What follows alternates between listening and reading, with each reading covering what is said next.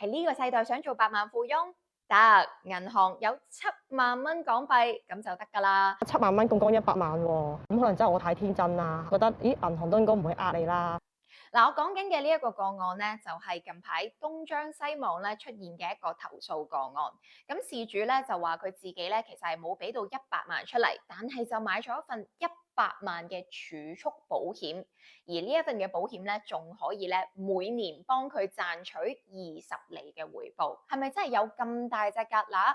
保本無風險咁樣隨街跳啦！佢就同我講話呢啲保單係零風險嘅，冇任何風險。當時候我只係以為我係買張好普通嘅儲蓄單。楊小姐開開心心供咗年幾，點知銀行要 call 佢窿，即係提前還翻個100萬啊！太科因為未清楚，咁我都答唔到你住。今集所講嘅內容咧，即使你冇學過投資都好啦，我相信你只要入得銀行多幾次啦，都經常聽呢啲職員講噶啦。咁如果大家想有備無患，咁應該點做咧？所以才女今集咧就想同大家分享一下啦。喺我過往咧，其實接觸咁多唔同嘅理財產品入邊咧，保費融資究竟係一樣乜嘢嘢嚟嘅？邊一類人先至會真係利用保費融資去賺錢咧？其實呢個風險又大唔大咧？首先，融資呢兩隻字咧就係代表借錢。咁保費融資係咩意思啊？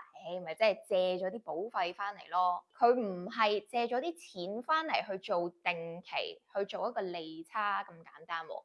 佢係借咗啲錢翻嚟走去買保險，槓桿大咗自己嘅本金，可以成功令到事主7萬蚊嘅呢一個銀行儲蓄，變成一張100萬嘅儲蓄保單。喺保費融資嘅世界入邊咧，其實好常見嘅咧係可以喺現金價值入邊咧去借取7至到9成嘅錢嘅。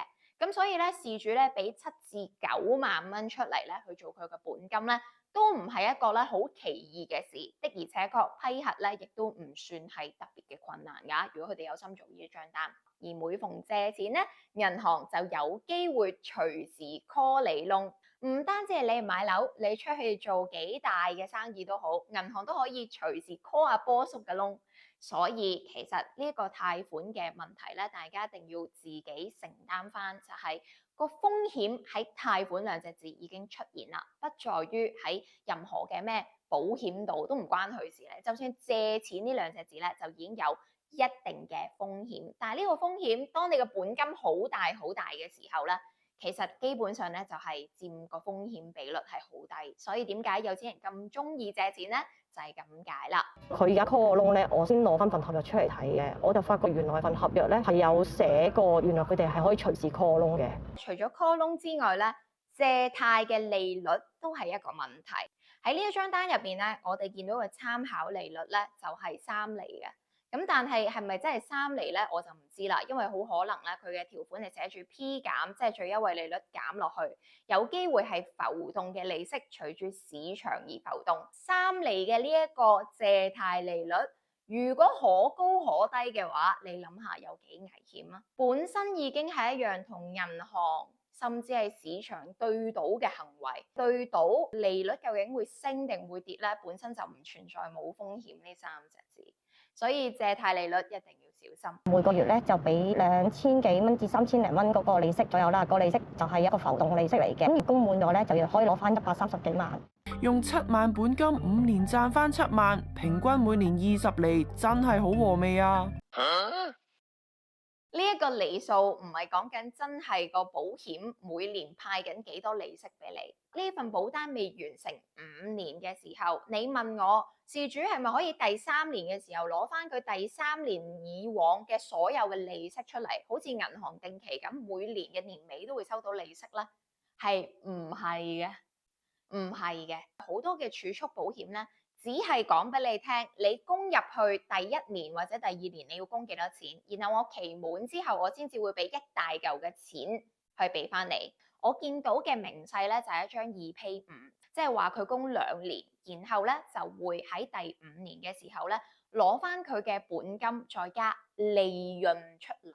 但係中間呢啲時間，我無論你3年又好、5年又好、8年又好，有啲時間可能係負數。當你一簽咗個名，中間嗰幾年你供款嘅期間咧，就係你一個人去承受你自己本金上落嘅風險啦。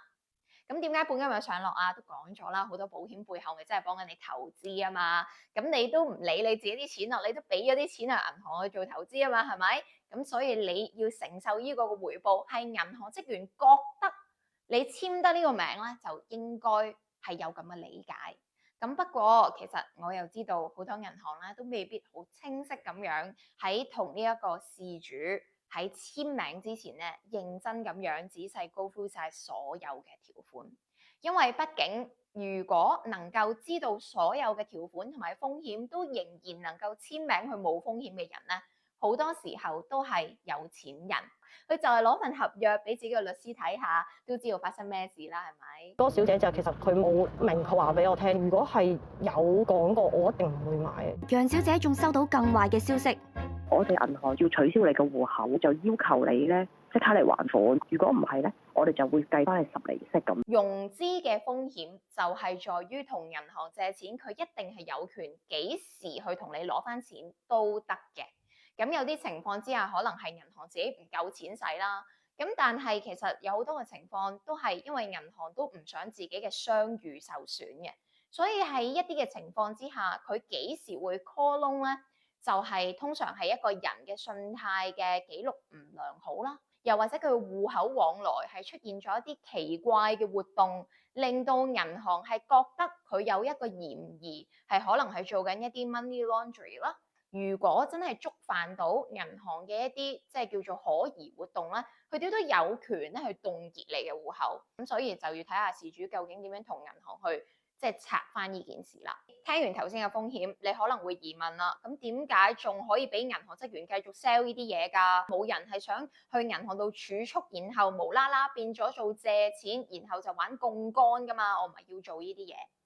但係其實咧，我覺得 financing 啦，即係佢哋而家用緊呢個融資 term，仲要加埋保費有個保字喺度迷惑緊你個思考嘅呢一個 term 咧，係唔會喺呢個銀行界度消失嘅。有啲嘅人啦，真係可能同銀行2厘借到個利息出嚟，但係我可以做到成7至8厘嘅回報。咁入邊嘅息差梗係大啦，6厘喎。而家唔係講叫你做定期1厘1厘咁係咁磨喎，你要借幾多錢先可以？即係磨到個利潤出嚟咧，但係如果你真係有辦法可以借錢去做一啲大嘅回報嘅話，就唔係咁講啦。而我呢個台入邊亦都講咗好多，除咗定期存款以外嘅穩健投資產品，即係例如可能係國債啊，又或者某一啲嘅可能債券基金啊等等一啲，只要大家識得分佢係一樣穩健投資工具嘅話，就好可能係幫到你喺長遠上面做一個財富增值，但係唔會承受一個好大嘅本金移動。呢一樣嘢我諗係好多人都冇諗過，但係我唔會同你講係無風險呢3隻字，因為你行出街都可能會俾花盆砸死㗎啦，你嘅人生就係有風險㗎啦，點可能冇風險啊？係咪？所以其實講得呢句説話嘅人，我就覺得你唔需要再聽佢講呢啲咩開戶口就送禮物、無風險就賺錢呢啲廢話。我只會同大家講，有啲嘅風險大家絕對承受得起。呢啲承受得起嘅風險，唔係講緊保費融資。保費融資係一樣好複雜嘅嘢，因為始終你係需要每個月去還款。而當然啦，對於有錢人嚟講啊，佢個戶口係有成過千萬喺度，佢同銀行借多100萬出嚟係乜嘢啊？係冰山一角嘅啫喎。佢有還款嘅能力，佢任借唔嬲。只要一個有錢人有還款嘅能力，只要佢有理財嘅知識，只要佢識得點樣製造息差，其實呢啲嘅保費融資單係可以令到佢用更加低嘅本金入場，可以舐到甜頭。但係個主角係咪你呢？